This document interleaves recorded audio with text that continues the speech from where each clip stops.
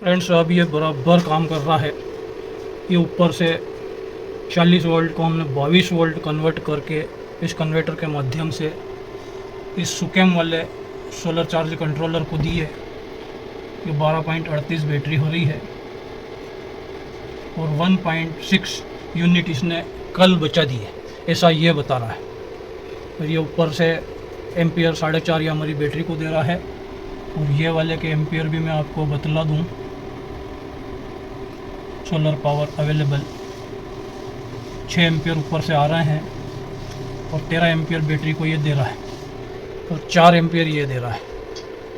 तो जब ये कंट्रोलर हमने बीच में इसलिए लगाया है कि जब ये ज़्यादा वोल्टेज दे तो ये कंट्रोल कर ले और ये अगर ज़्यादा वोल्टेज ज़्यादा एम्पियर दे तो ये कंट्रोल कर ले। 1-2 दिन अभी मैं इसे देखूँगा, उसके बाद नहीं तो इसका एम्पियर कम करूँगा। बस ये इससे ज़्यादा एम्पियर हमें इससे लेना नहीं है। यह सोलर का बटन बनाया है मैंने, यह बैटरी वोल्टेज से ये रिटर्न भी नहीं चलेगा। अब ये इधर सोलर चार्जिंग ऑफ हो जाएगा हमारा, ये सोलर चार्जिंग ऑफ। और ये हमारा 11 एम्पियर आ रहे हैं, जा रहे हैं। यदि इसको बंद कर देते हैं तो ये एम्पियर बढ़ा देता है। अभी आप देखना, ये बंद किया हुआ है मेरा।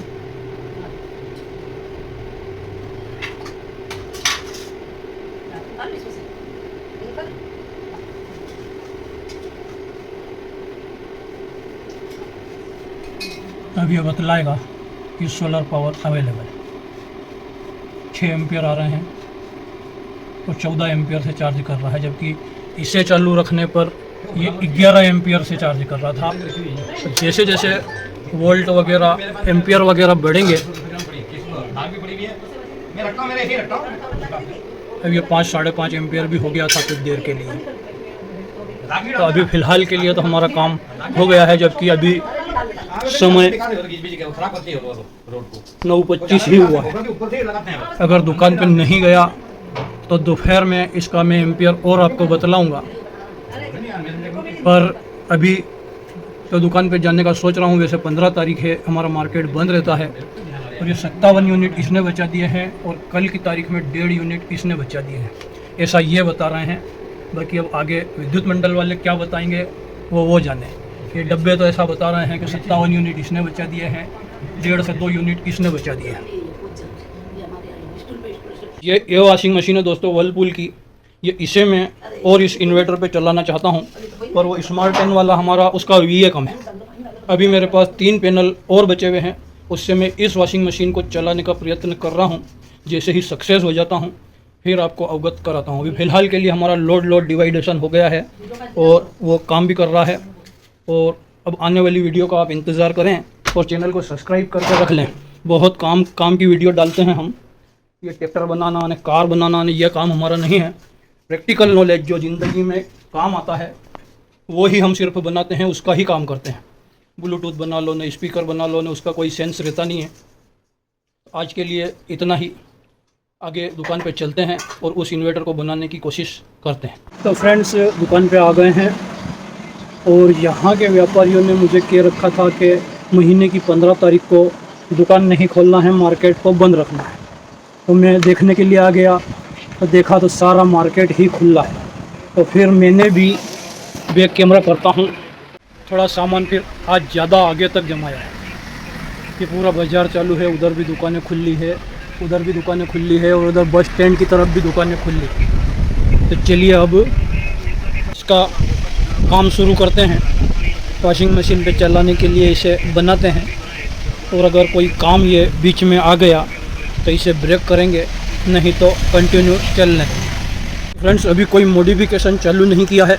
देखिए कंप्यूटर का ATS पावर सप्लाई मैंने यहाँ रख लिया है, ये इन्वर्टर को रख लिया है।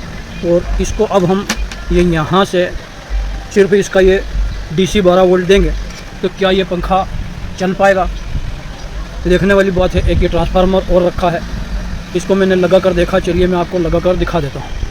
मैं क्या आपको बतलाना चाहता हूँ कि अगर ये इससे चल गया तो इसमें हम AC को कट करके इसके फिल्टर कैपेसिटर पर सोलर पैनल का डायरेक्ट 350 वोल्ट सीरीज में बना के दे देंगे। तो ये इधर से 12 वोल्ट और 18 एम्पियर आउटपुट करता है। तो इसको चल जाना चाहिए एक आइटम तो इसके ऊपर। चलिए मैं आपको करके बतलाता हूँ चलता है नहीं चलता है, और चलता है तो कौन से ट्रांसफार्मर पे चलता है, कितने मोस्पेट वाले पे चलता है और कितना लोड ले सकता है, मैंने देखा हुआ है। जैसे ये बिल्कुल नहीं चलता है क्योंकि इसमें मोस्पेट की संख्या ज़्यादा है, ट्रांसफार्मर थोड़ा बड़ा है। और ये वाला मेरा इन्वर्टर ये चलता है। मैंने किसी वीडियो में आपको इस पावर सप्लाई से इस पंखे को चला कर भी बताया था। तो चलिए प्रैक्टिकल करते हैं। पहले इसे चलाने की कोशिश करते हैं, नहीं चलता है तो फिर ये ट्रांसफार्मर लगाने की कोशिश करते हैं, और फिर नहीं चलता है तो फिर इस इन्वर्टर को चलाने की कोशिश करते हैं। ये वाला तो चल ही जाएगा क्योंकि ये मैं इसे चला चुका हूँ।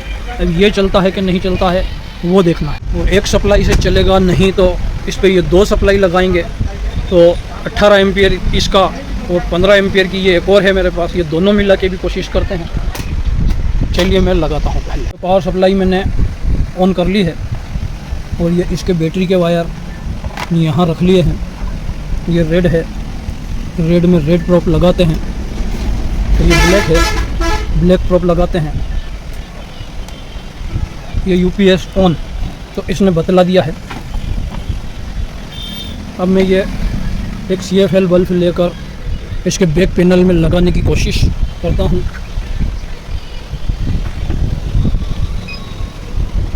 तो इसने CFL को ही नहीं चलाया तो पंखा लगाने की ज़रूरत नहीं। एक बार चला था, कोशिश हुई थी।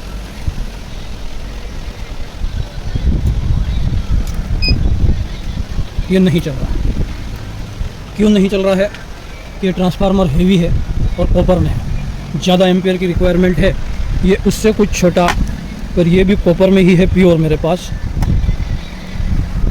चलिए इसके ड्रेन वायर खोल के इसे लगाने की कोशिश करते हैं। तो फ्रेंड्स मैंने अब क्या किया कि ये इसके ड्रेन वायर खोल के इस ट्रांसफार्मर के ड्रेन वायर को लगा दिया है और यहाँ आउटपुट में एक सॉकेट लगा के एक बल्ब लगा दिया है।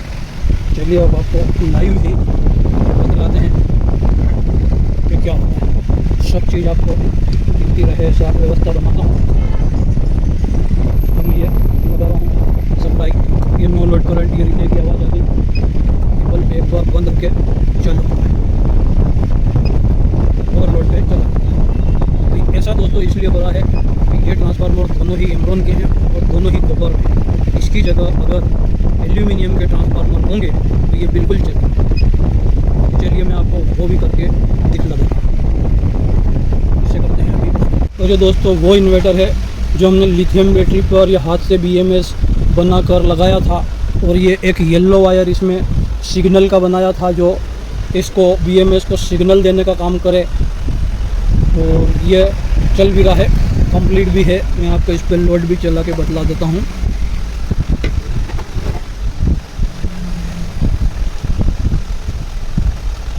बिल्कुल बराबर वर्क कर रहा है और ये इन्वर्टर मोड पे इसमें लाइट भी नहीं आ रही। तो चलिए अब क्या करते हैं कि इस लिथियम बैटरी को यहाँ से खोल देते हैं सीधे ही आपके सामने। ये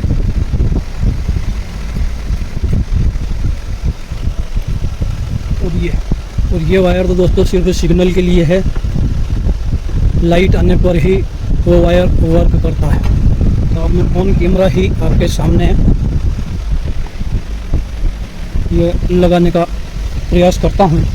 उसके लिए हमें लाइट चालू करनी पड़ेगी उस बोर्ड में।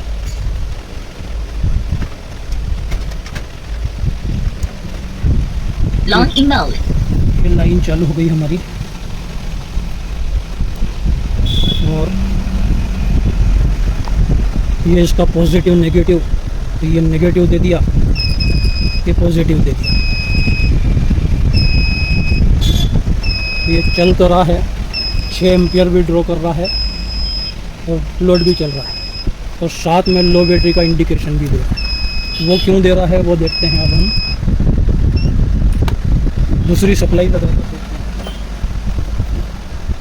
क्योंकि इस पर मैं पंखा तो चला चुका हूँ। ये दूसरी पावर सप्लाई रख ली है मैंने, इसे चालू करता हूँ।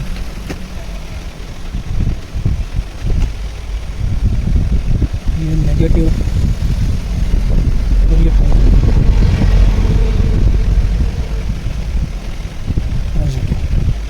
बराबर। और ये पावर सप्लाई ही नहीं चली।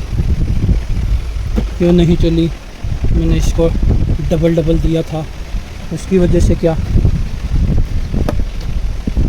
ये पावर सप्लाई बंद हो गई। चलिए पहले मैं इसे देखता हूँ।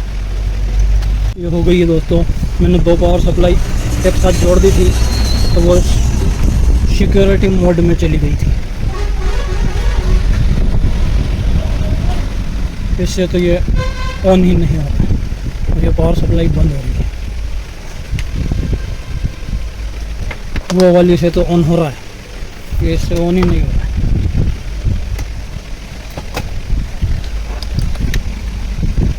कहने का मतलब दोस्तों सिर्फ और सिर्फ इतना है कि अगर 300 वोल्ट से हम अगर 20 एम्पियर भी बना लेते हैं